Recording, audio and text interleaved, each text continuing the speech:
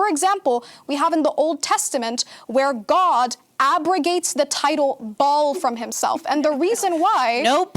Wait, so he doesn't say that you can no longer call him Baal? Where does he say that? In the Old Testament. Are you not familiar with that passage? Abrogation, first of all. What is abrogation? Points. Let me address what you brought first, and then you can give an Perfect. example. So when people are calling God Baal, they're not talking to God the Father. They're committing idolatry. So they were not speaking to Yahweh. So Yahweh is telling them, I'm God. You will no longer refer to God as Baal. So that's not abrogation. Abrogation is taking a verse out or forgetting it and then it being replaced with something like it or better. And that's according to your sources. Okay, perfect. That's exactly why I was going to tie to Isaiah 56, right?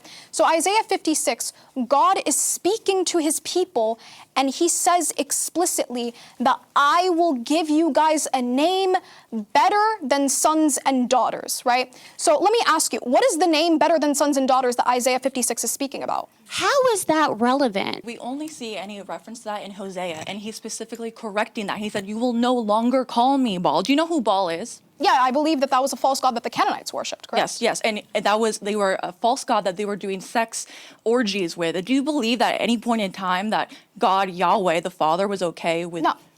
Okay, so Absolutely not. So he never allowed for them to call him Baal. But what does Baal mean? You tell me. Okay, does Baal not mean husband? It does. But Okay, perfect. So do you believe that there was ever an instance in which that name would have been okay to have been used prior to, for example, this being a false god that the Canaanites worshipped? Is the meaning, wait, is the meaning correct? I'm not sure what you're asking exactly. Yeah, so when we say Baal, you agree that we don't we're not... see Yahweh allowing them to call him under the name of Baal.